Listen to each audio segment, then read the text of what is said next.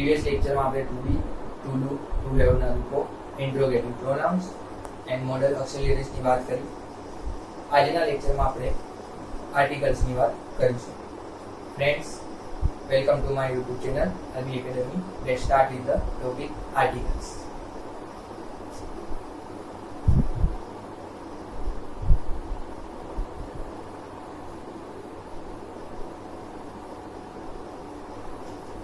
તો main 3 article છે. A, N અને ધ. આર્ટિકલની વાત કરતા પહેલા તમને સ્વર અને વ્યંજન એટલે કે વોવેલ્સ અને કોન્સોનન્ટનું નોલેજ હોવું જરૂરી. તો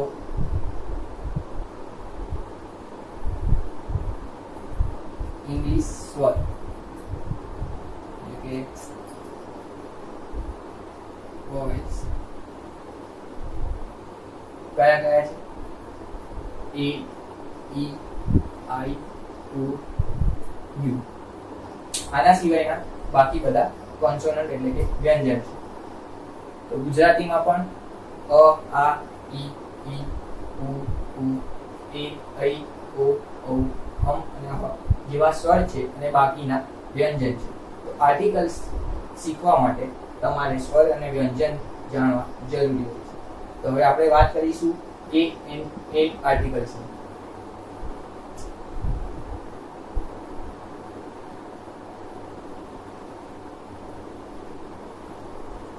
એન આર્ટિકલ્સ સામાન્ય રીતે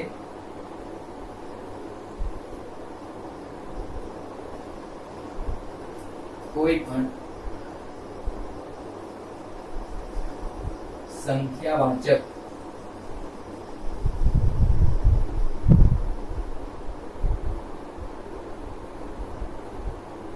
એકવચન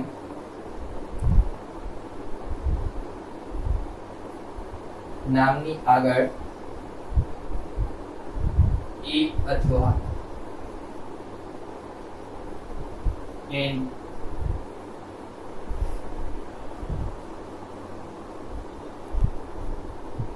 આર્ટિકલ્સ મુકાય છે. સામાન્ય રીતે કોઈ પણ સંખ્યાવાચક એકવચન નામની આગળ એક અથવા એન આર્ટિકલ મુકાય છે. હવે આ અનિશ્ચિત આર્ટિકલ્સ છે. આ અનિશ્ચિત કઈ રીતે કે એ અને એન નો ઉપયોગ નિશ્ચિતપણે નથી થતો, એટલે કે તેનો ઉપયોગ કરવામાં કેટલીક કોન્ટ્રાવર્સી છે. બટ આજના આપણા લેક્ચરમાં આપણે કેટલું ઇઝીલી એ અને એન નો ઉપયોગ થશે એ જોઈશું. ખડ,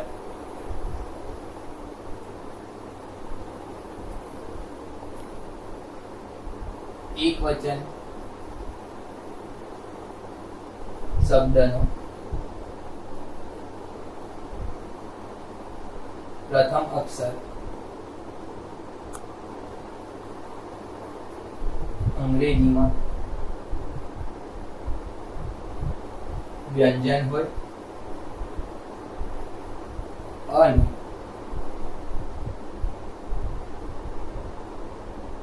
તેનો ઉચ્ચાર ગુજરાતીમાં વ્યંજનથી જ થતો હોય ત્યારે એ આર્ટિકલ આવે. એટલે કે એકવચન શબ્દનો પ્રથમ અક્ષર અંગ્રેજીમાં વ્યંજન હોય અને તેનો ઉચ્ચાર ગુજરાતીમાં વ્યંજનથી થતો હોય ત્યારે એ આર્ટિકલ આવે. એક્ઝામ્પલ તરીકે a book, a dog, a pen, જેનો ઉચ્ચાર પણ વ્યંજનથી થાય છે ગુજરાતીમાં અને એનો પ્રથમ અક્ષર એટલે કે પ્રથમ અક્ષર અંગ્રેજીમાં વ્યંજનથી થાય. સેકન્ડ વાત કરીએ.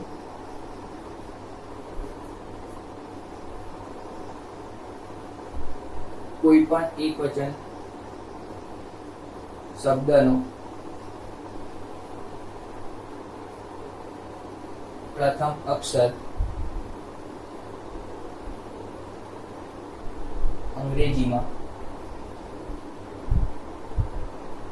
સ્વર હોય અને તેનો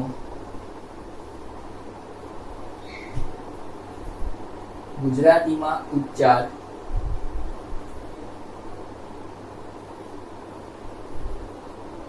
સ્વરથી થતો હોય તો એન આર્ટિકલ મુકાય છે.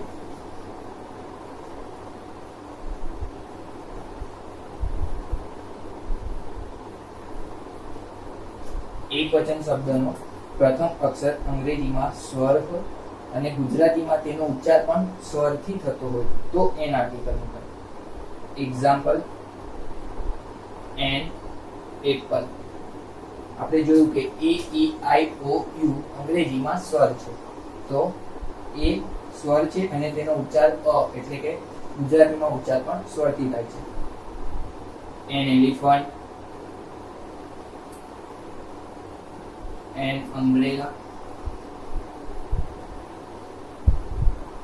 an orange. તો આ અંગ્રેજીનો પ્રથમ અક્ષર સ્વર અને ગુજરાતીમાં તેનો ઉચ્ચાર પણ સ્વરથી થતો હોય તેના એક્ઝામ્પલ છે, જેની આગળ એન આર્ટિકલ આવે છે. કોઈ પણ એકવચન શબ્દનો પ્રથમ અક્ષર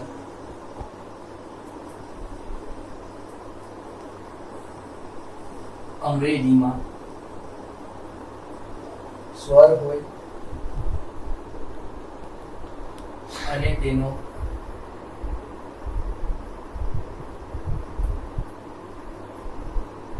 ગુજરાતીમાં ઉચ્ચાર વ્યંજનથી થતો હોય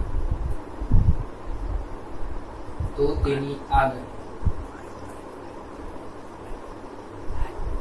એ આર્ટિકલ મુકાય છે. એક્ઝામ્પલ, એન યુરોપિયન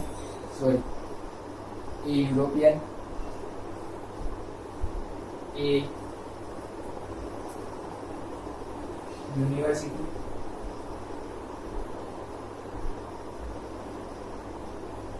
એ વન ડે, કે જેમાં શબ્દનો પ્રથમ અક્ષર અંગ્રેજીમાં સ્વર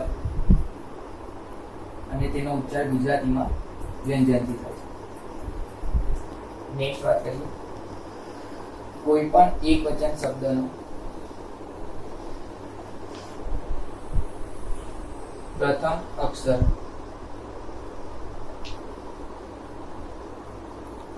અંગ્રેજીમાં વ્યંજન હોય અને તેનો ગુજરાતીમાં ઉચ્ચાર સ્વરથી થતો હોય તો એન આર્ટિકલ મુકાય છે.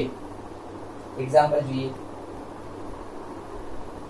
એન આર અને એન ઓનેસ્ટ મેન, કે જેમાં શબ્દનો પ્રથમ અક્ષર અંગ્રેજીમાં વ્યંજન છે એચ અને તેનો ઉચ્ચાર ગુજરાતીમાં સ્વરથી થાય છે.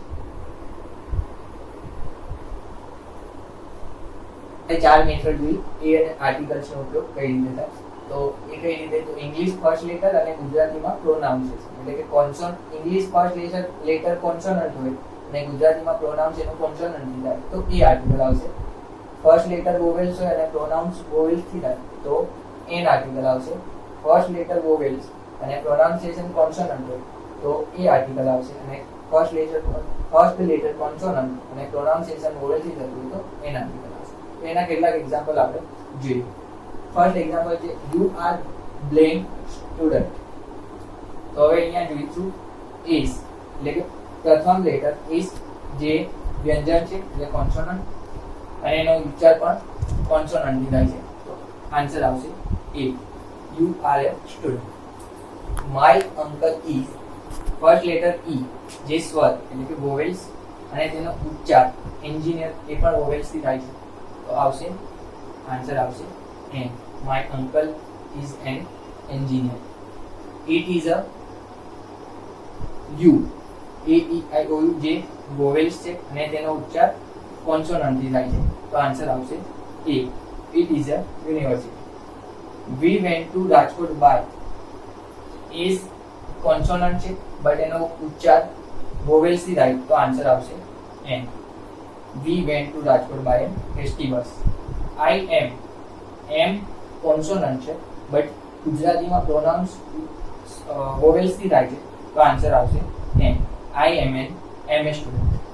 મિસ્ટર શાહ ટી કોન્સોનન્ટ છે અને તેનો ઉચ્ચાર પણ ગુજરાતીમાં કોન્સોનન્ટ થી થાય છે. તો mister Shah is a teacher. A અને એન આર્ટિકલ જો હવે વાત કરીએ તો ધ એક નિશ્ચિત આર્ટિકલ છે કે જેનો ઉપયોગ ક્યારે થાય એ નિશ્ચિત રૂપે નક્કી છે. કઈ રીતે થશે? તો કોઈ પણ એક વચન કે બહુવચન નામની આગળ ધ આર્ટિકલ આવે છે. કોઈ પણ એક વચન કે બહુવચન નામની. હવે એક વચનમાં એ અને એન પણ આવે છે પણ તે સંખ્યાવાચક હોય છે. તો અહીંયા કોઈ પણ એક વચન કે બહુવચન નામની આગળ ધ આર્ટિકલ આવે છે. Example, the cow is a useful animal. અહીંયા the cow સંખ્યાવાચક નથી. કાવ સમૂહની વાત થઈ છે જે એક ગાયની વાત નથી થઈ. તો એની આગળ ધ આવશે. બીજી વાત કરીએ, કોઈ પણ વસ્તુ કે નામનો ઉપયોગ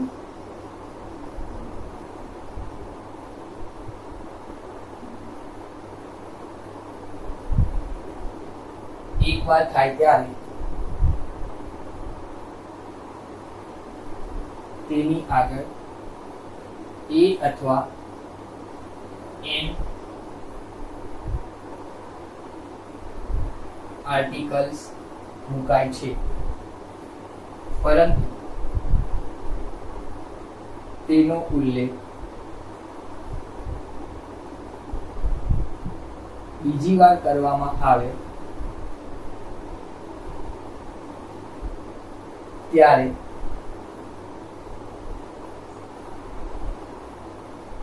ધ આર્ટિકલ આવે છે. એટલે કોઈ પણ વસ્તુ કે નામનો ઉપયોગ વાક્યમાં એકવાર થાય ત્યારે તેની આગળ એ કે એન આર્ટિકલ મુકાય છે, પરંતુ તે જ વસ્તુનો ઉલ્લેખ બીજી વાર કરવામાં આવે ત્યારે તેની આગળ ધ આર્ટિકલ આવે છે. એક્ઝામ્પલ જોઈએ, that is a pen.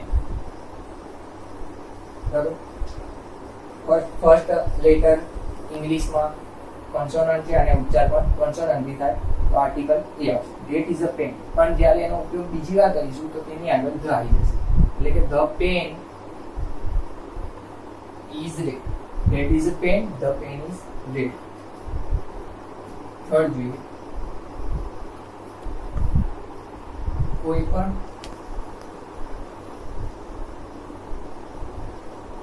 સનાતન પદાર્થ કે પ્રકૃતિના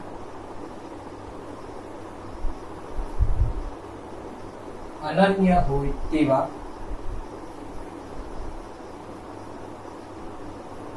પદાર્થની આગળ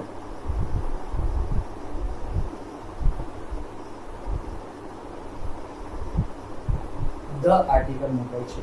એટલે કે કોઈ પણ સનાતન પદાર્થ અને પ્રકૃતિના અનન્ય હોય તેવા પદાર્થની આગળ ધ આર્ટિકલ મૂકો. એક્ઝામ્પલ જોઈએ, the sun, the moon, the earth and the sky. તો આ થઈ ધની વાત, એ ધનો ઉપયોગ કઈ રીતે થશે.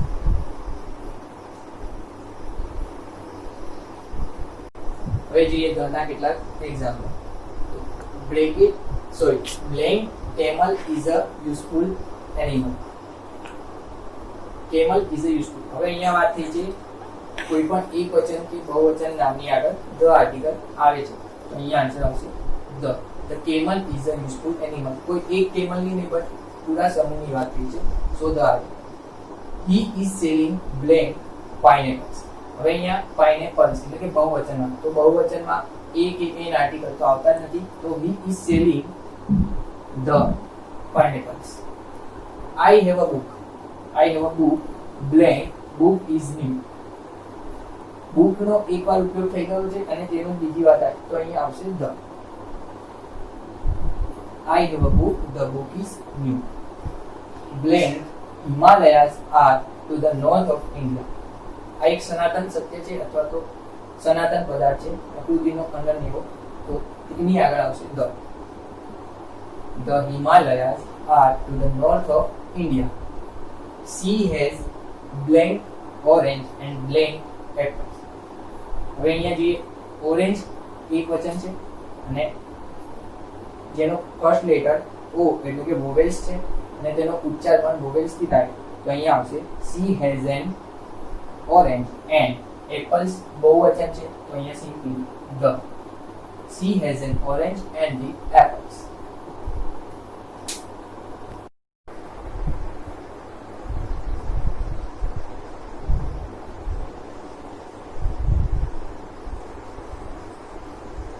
કે જ્યાં એ એન અને ધ આર્ટિકલ નો ઉપયોગ થતો નથી, ક્યારે નથી થતો, તો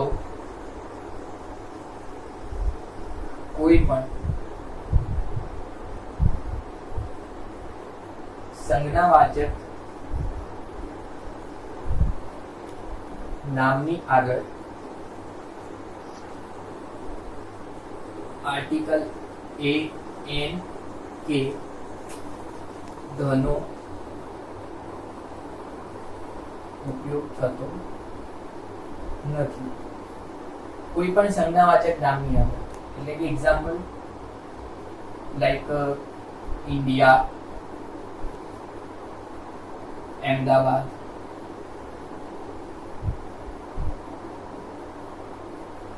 સચિન, જિગ્નેશ, ધ્રુવી એટસેટ્રા. આવા કેટલા એક્ઝામ્પલ થઈ શકે, બટ કોઈ પણ સંજ્ઞાવાચક નામની આગળ આર્ટિકલનો ઉપયોગ થતો નથી. બીજી એવી કઈ સિચ્યુએશન છે, તો કોઈ પણ ગણી ન શકાય તેવા દ્રવ્યવાચક અને ભાવવાચક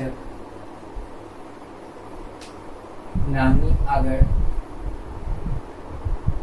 આર્ટિકલ એ એન કે ધનો ઉપયોગ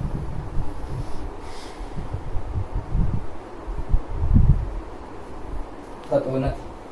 ગણી ન શકાય તેવા દ્રવ્યવાચક અને ભાવવાચક. એક્ઝામ્પલ જોઈએ તો સોલ્ટ. સોલ્ટ એક દ્રવ્ય છે બટ તમે એને ગણી શકો નહીં, સો એની આગળ આર્ટિકલ નહીં આવે. સોલ્ટ, મિલ્ક, મિલ્કને પણ તમે ગણી ના શકો, એક છે, બે છે. વોટર. ભાવવાચક જોઈએ લવ, એંગર, કે જે તમે ગણી નહીં શકતા કે કેટલો તમારો ભાવ છે. સો આ બે સિચ્યુએશન એવી છે કે જ્યાં કોઈ પણ આર્ટિકલ્સ એ એન કે ધનો ઉપયોગ થતો નથી. તો ફ્રેન્ડ્સ, આજના આપણા લેક્ચરમાં નાનકડો ટોપિક બટ ઇમ્પોર્ટન્ટ એટલે કે એ એન અને ધ આર્ટિકલનો ઉપયોગ કઈ રીતે થાય એ શીખ્યા. વિડીયોને લગતી કોઈ પણ ક્વેરી હોય તો કોમેન્ટ્સ અવશ્ય કરજો, જરૂર કરજો. Thank you for watching my video. જય હિન્દ, જય ભારત.